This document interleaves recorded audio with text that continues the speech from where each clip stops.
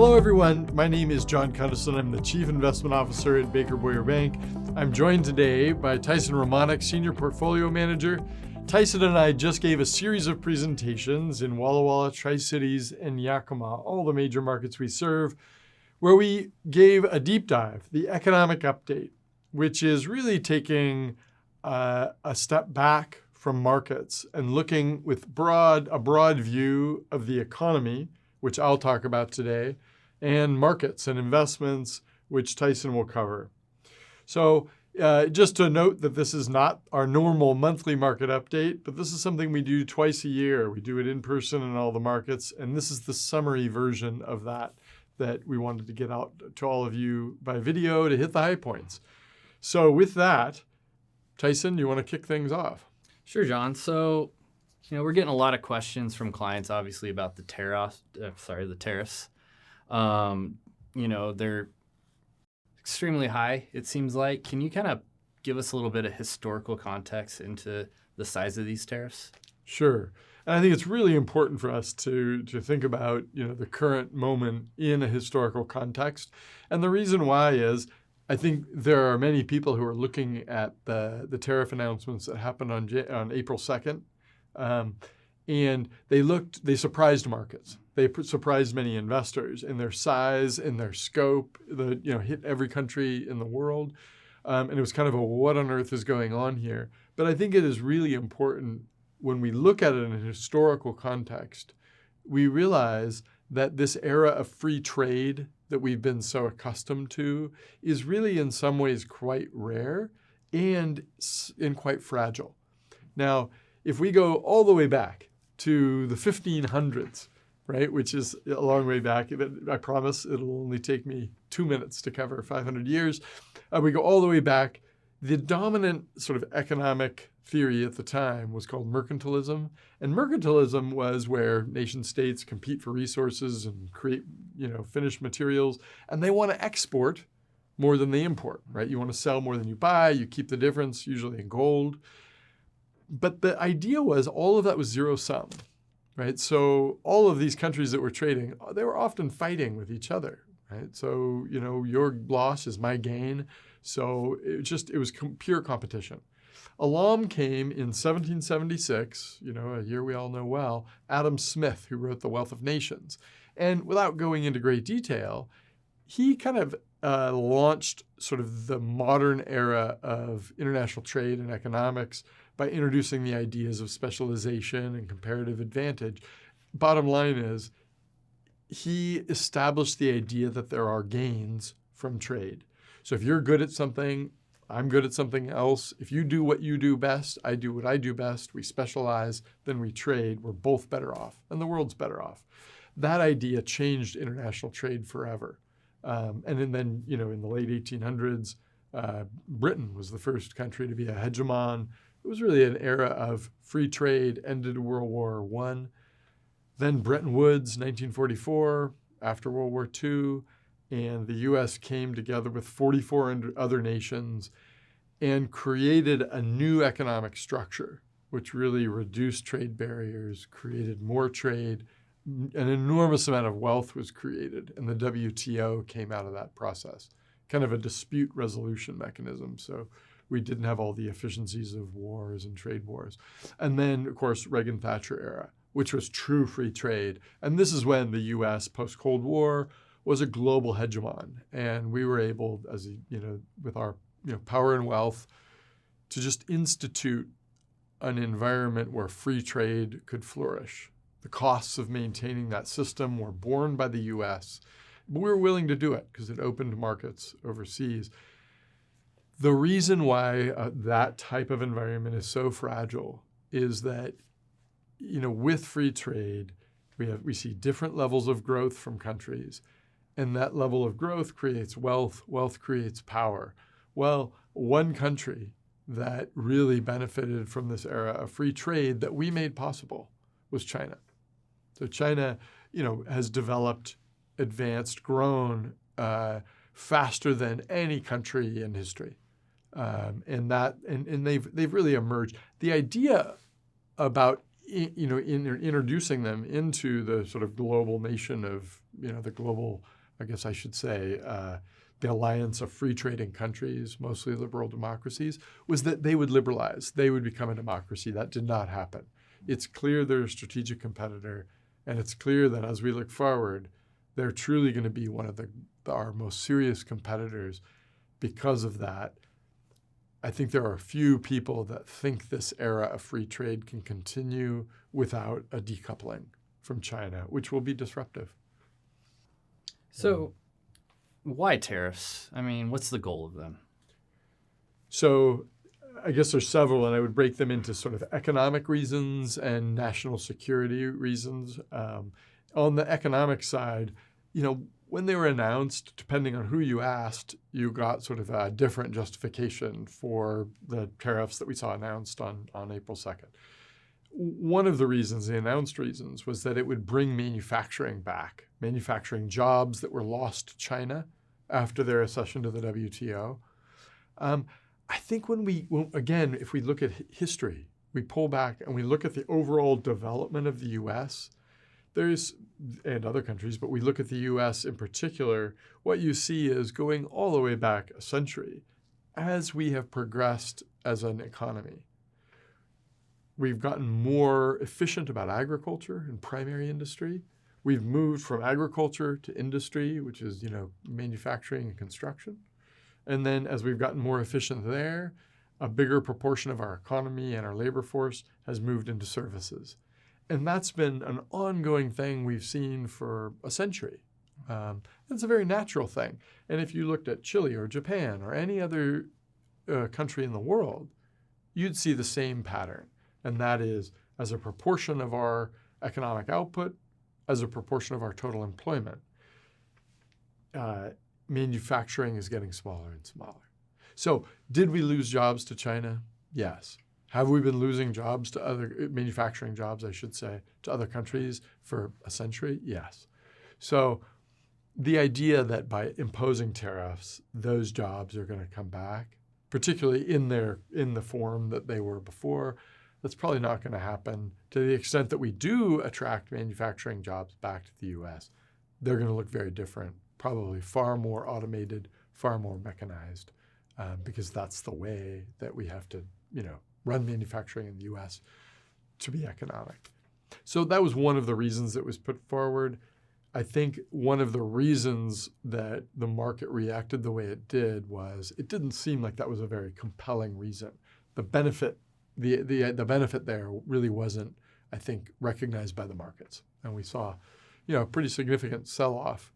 Now, if we look at some of the more national security related reasons, I should back up. One of the other ones was just to generate revenue, right, to pay down the debt.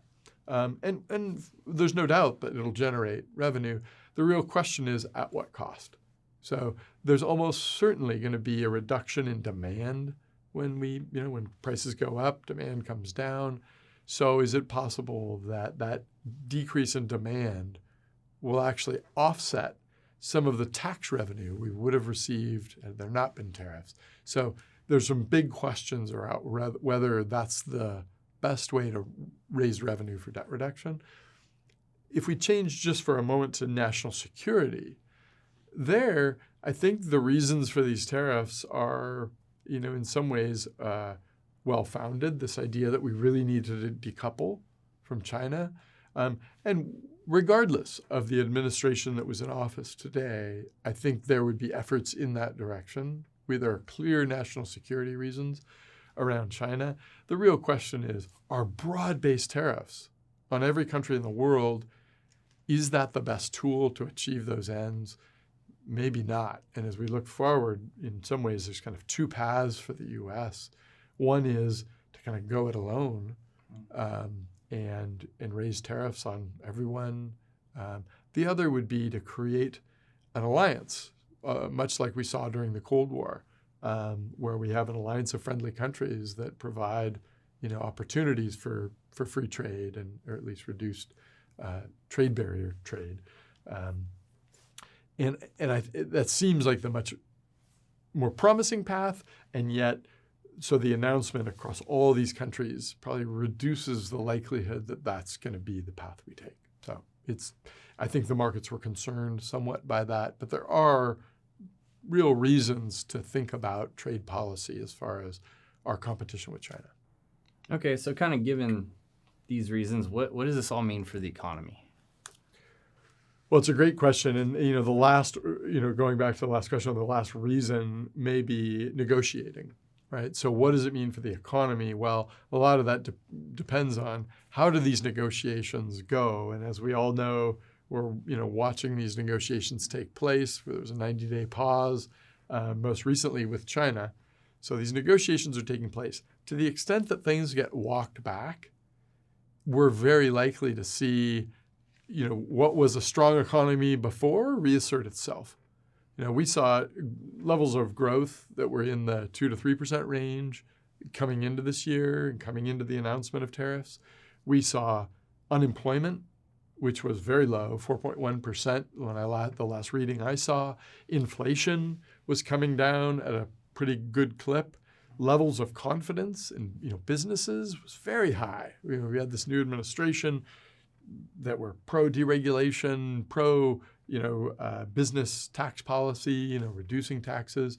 Very likely we'd get an extension of the Tax Cuts and Jobs Act. All of those things for businesses and for shareholders, stockholders, all very positive news. But this announcement on April 2nd, I think, has poured some cold water on some of that optimism. And so you've seen a reaction in markets. But to the extent that if we do get a walk back, it's very likely that we'll resume that strong economy we had before. So, but if we don't, to the extent that some of those tariffs remain high, especially on China, it will be disruptive. We're likely to see lower levels of growth, and it's possible we'll see, slightly higher inflation. Yeah, so I think that's kind of making some clients a little nervous. Is there any optimism to all this? Any upside to the current environment? Absolutely, there is, and this is where it's so important. When we take all of this information and we translate it into investment decisions, which you'll talk about in a moment, it's so important to be disciplined about what you do because, at any moment, many of these tariffs could be walked back. It's possible, although I think unlikely, that they'll be walked back to zero. Could the Trump administration negotiate zero tariffs on countries that used to have tariffs on the U.S. at, whatever it might be, 3 or 4%? The answer is yes. We could walk away with this with a freer trade world, at least with some allied countries, than we had before. That would be good news for the economy, and it'd be, I could see stocks doing very well in that environment. So yes, lots of upside. So I think the watchword is be disciplined. And on that note, I think it makes sense to transition to you. So with the tariffs and all the disruption we're seeing, were there any surprises in the market reaction? Yeah, there definitely was. I mean, if we rewind back to the end of 2024, about 5 months ago, if I were to tell you, say I could tell the future, and I was to tell you with 100% certainty that there was going to be some of the biggest tariffs we've seen in over 100 years, there'd be 10% tariffs across the board, every country on all imports, 25% on our biggest trading partners, Canada and Mexico, and then 150% on China. I mean, what would you do? I mean, a lot of people would, if they were in charge of their own portfolios, would basically get out of anything that was international stock, especially emerging markets. They'd probably hide in those big tech names that, have been, so steady over the last 10 years, maybe into bonds. And honestly, that's probably, or kind of what we've seen. That's the exact opposite of what you wanted to do, what actually happened, which surprised a lot of people. And so, we had, as you can see in the chart here, international at the end of last month was up 9%. U.S. was actually down 5% year to date. And then bonds held up good. They're up about 2.5%. And our commodities, which is kind of infrastructure commodities, things like gold and things like that, held up really well. So basically everything except the U.S. has done pretty good so far. And a lot of people wouldn't have seen that or guessed that even if they knew what was going to happen. That's why it's so hard, even if you know the future. The markets don't exactly react how you think they will. International, and there's a lot of reasons to this. International got 2 standard deviations cheap, which is something that only happens about 5% of the time. Right. Kind of put that in more context. I did a little research for people, and I went back 100 years and I looked at Walla Walla, its weather history for the month of January, and I looked at a 2 standard deviation event. And so for the month of January, a 2 standard deviation event in Walla Walla is 60.7 degrees. So, if we got 2-3 days in January of 60.7 degrees, I mean, you wouldn't be, you wouldn't say winter's over, time to put away the snowblower, get out the lawn chairs, we're rolling right into summer. No, you'd know it's a temporary thing. It's a little break in the pattern. You definitely enjoy it. Maybe break out the barbecue, but you're not thinking winter's done. And so I think, that's kind of where we're still at between international and U.S. Even with this outperformance for year to date, it's still, U.S. markets come back a little bit, but there's still about a 12% gap. But even with that run up, international is still cheap compared to the U.S. Right.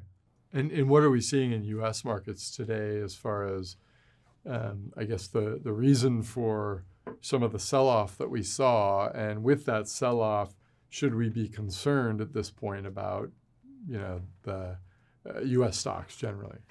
Yeah, no, that's a good question. I mean, as you've heard from our past economic updates, those magnificent 7 stocks, the Apples, the Googles, the Facebooks, the Microsofts, the Tesla, those all got really expensive comparatively. And they're such a huge part of, say, the S&P weighting-wise.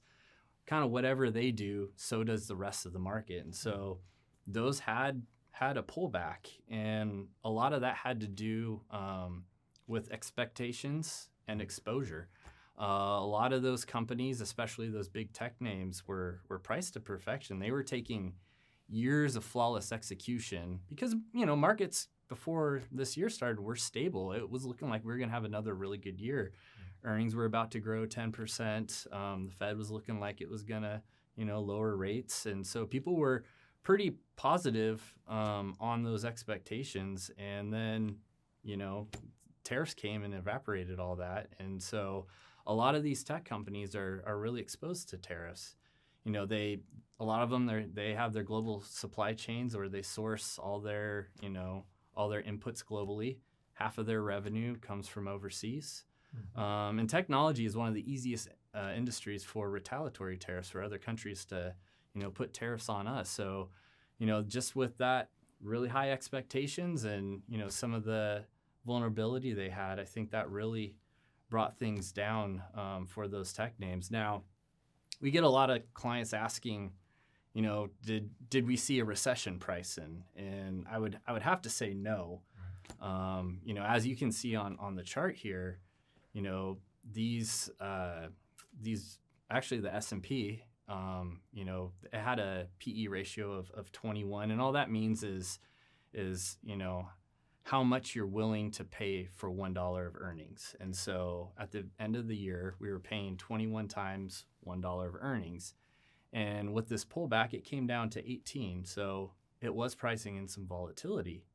But to that, the long-term average for the S&P is 16 and a half times $1 of earnings. So we're not even down to the long-term average. And then in a normal recession, you see that go all the way down to 14. So we weren't pricing in a recession. We were just pricing in some volatility. Same with the bond market. It was pricing in a little disruption, but it was nowhere near a recession. So it's looking like both of those markets were just kind of pricing in, some volatility and kind of looking forward. I think they're thinking, a lot of these tariffs are going to get walked back. Yeah, and most of the economists that I'm reading are not predicting recession. Right. Most of them are predicting some sort of walk back, and that we'll see growth flag come down, but not dip into recession. And it sounds like the markets are pricing in something similar. So that's I guess some good news. One sort of interesting thing that happened just after the announcement was we saw some safe haven assets like the yen and the Swiss franc. We saw them rally, right? They do what they traditionally do, whereas when the dollar sold off and the Treasury sold off a bit, which is normally a safe haven. It raises the question, and we've heard it from clients, are Treasuries still the risk-free asset, or is there now more risk in U.S. assets, particularly the Treasury, than there has been in the past? Yeah, so that's a good question. We're getting a lot of people asking about this. And so, kind of looking at it at a high level, the Treasury market, it's the fundamental of financial markets. It's what everything is priced off of. It's the global safe haven. Right now, the Treasury market is around $28 trillion. A third of that, about $8.5 trillion, is held by foreign investors, from countries themselves to their central banks to foreign corporations, and about $1 trillion of that gets traded on a daily basis. So all this money is flowing into U.S. Treasuries. And so it's funny. We'll take China, for example. So if you look at China, people see the trade deficit we have, and we do have a trade deficit. Goods, get sold to us from China, and we pay them dollars. But China just doesn't sit on dollars. What China does is it turns right back around and gives that money back to us in our financial markets. It buys treasuries. So that money just kind of gets circled around back to us. And so that's what a lot of countries are doing.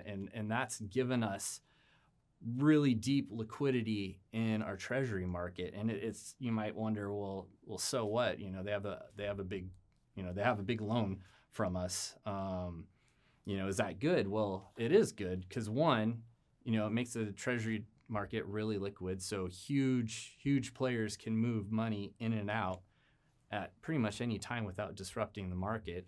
On top of that, it lowers rates for everyone here. It lowers mortgages, it lowers student loans, it lowers corporate loans, it lowers government loans. And so if we didn't have this system, all these loans, anytime we borrow money, we'd be paying a lot more. And so, that whole system has gone on for, 1 to 2 decades and has, kind of given us the growth that we've had over the last, 20 years. And so we're starting to see that slow. A lot of countries now are maybe hesitating. Maybe we don't want to put our money in treasuries. The hard part about that is, there's not a lot of good alternatives. The second and third biggest treasury or bond market is China and Japan. And so those would be, I guess, your next 2 options. But, Japan, even though they're kind of our allies and we trust them and they have a good economy, their entire bond market is owned by their central bank. And so there's no liquidity. So even if you wanted to put your money there, there's no bonds. And because there's no liquidity, because the central bank just buys them, there's zero. The interest rate is 0. So you're not making any money on those bonds, even if you were able to get them. Right. And then the other option is China, which is, we all know has some difficulties there. Their financial markets aren't transparent. There's not a lot of legal protection for, foreign investors. And so that makes it hard for a lot of other, outside of China, countries and corporations to put their spare money in there. And then you get gold, which has been the kind of safe haven asset for the last, 2,000 years. The hard part about gold is it doesn't pay you a dividend. You don't get money for just holding it. Yeah, the price goes up and down, but you don't get interest. And then on top of that, it's really expensive to store. It's even more expensive to transport it. And then I think probably the biggest knock on gold is, if you're wanting to stash your money away in a safe place, gold can be volatile. In a short period of time, that price can swing. And so that would scare, a lot of people off from gold. So there's a lot to it. The other thing I would say is even if it isn't considered risk-free going forward. We saw back in 2011 the S&P, which is one of the biggest bond rating agencies out there, it downgraded the U.S. Treasury. Right. And so you thought, you see the downgrade, people would flee the Treasury, want higher rates, and the exact opposite happened because everybody wants a safe asset, even though, its credit came into question.